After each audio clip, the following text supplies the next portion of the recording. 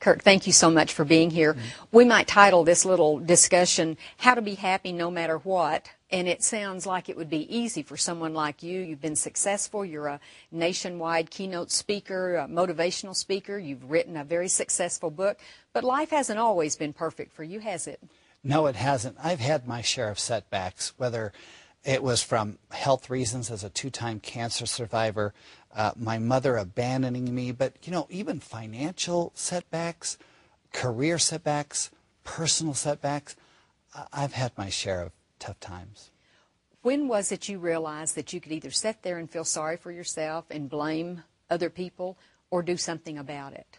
Well, it wasn't that long ago. In fact, it was just a couple years ago. I thought that I was living a really good life, had a great career, great wife, great kids, great house, great car.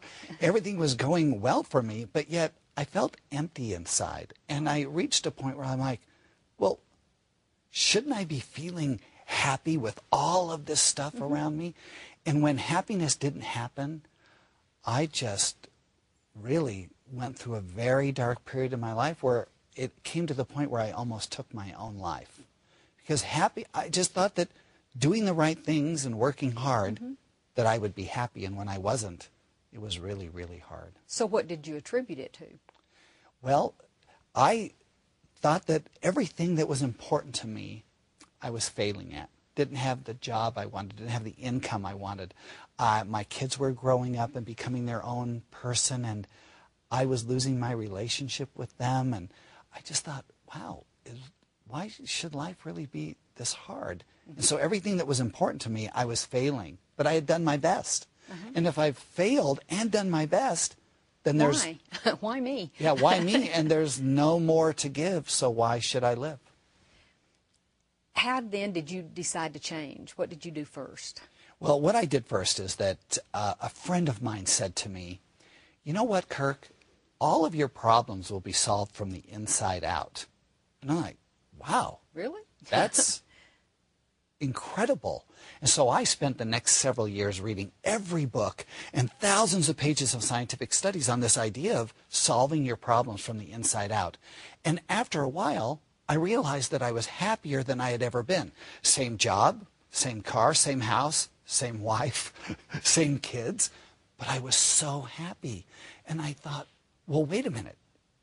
Why can't I help others be happy?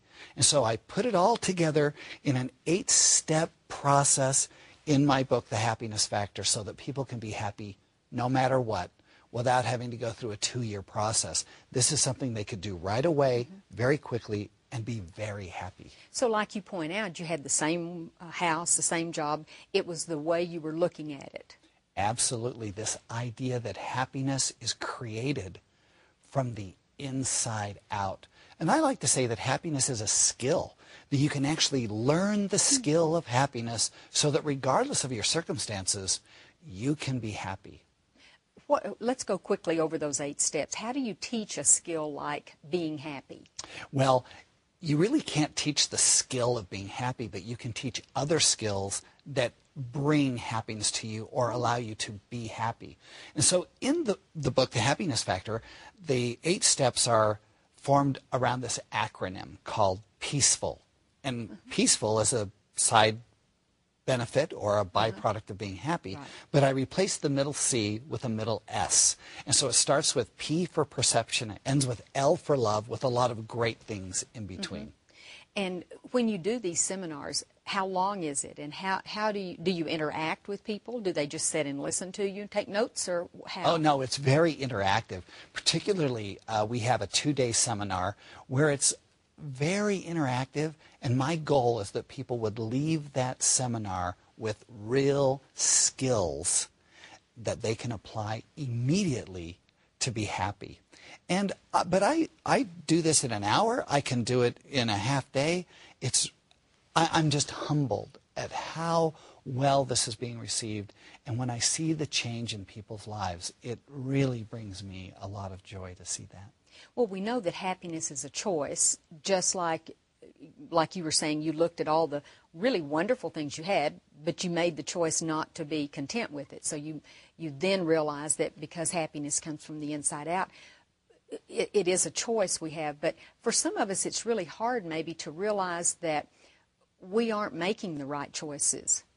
It all goes back to learning to make the right choices in our lives. So how do you teach people that? Yeah.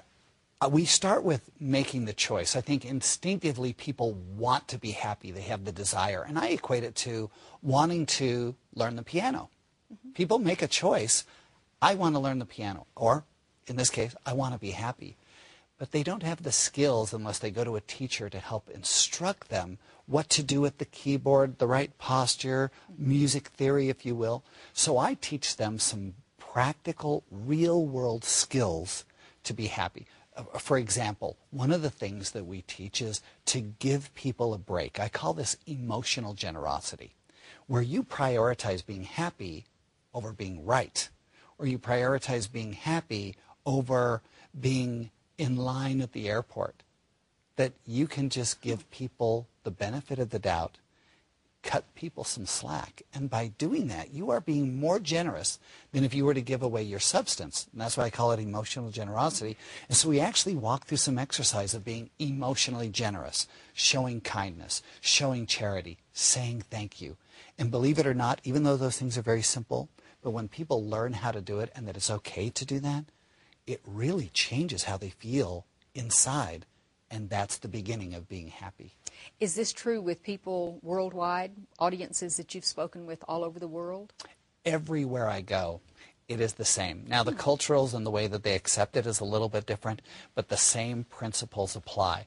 Because there's stressors everywhere you go. There's tough things that we have to deal with. And I think worldwide, people have this misguided notion that their circumstances are going to make them happy, when in reality, circumstances have very little to do with how happy you are, because happiness is truly created from the inside out, and that's why I say you can be happy no matter what. Do you ever find people say, well, I'm happy, but I'll be happier if I get a bonus at work, or I'll be happier if I get a different job, or I'll be happier as soon as I can afford a boat or a car or a motorcycle? It's almost like you qualify it. I hear that all the time. And in fact, that's where I was. I thought actually that I needed a new job, new car, new wife, new kids in order to be happy. But what happens to us is that once we get those things that we think will make us happy, we're just as unhappy as we were before, and we start that pursuit all over again. And that's why I say happiness is this inside-out phenomena that regardless of your circumstances, whether you have a big boat or a small boat, a big house or a small house, a great, big, nice, shiny car, or one that's not so nice, you really can be happy because those things really don't matter. There was a line in your book that I wanted you to explain. It says, intent is stronger than a desire and more than an affirmation. Absolutely. I call this the new affirmative action, where people are really into these affirmations, and I think that they're really good. But I say, well, now let's put some action behind the affirmation and create an intention. And what I help people do, and we actually cover this in my seminars, is we teach them to make a daily intention to be happy in the form of a statement that starts with, today I will, followed by something. Today I will be kind to everyone I meet. Today I will write a letter to someone that I have not connected with for a long time. But by taking those few words, today I will, takes those affirmations, those desires, and turns it into an intention, which now aligns your conscious with your subconscious, and you have the ability to actually do that during the day. And I hadn't thought about it before, but it's almost as though it becomes something that we can measure. I'm one of these that has a to-do list every day, and I love to mark off things that I accomplished.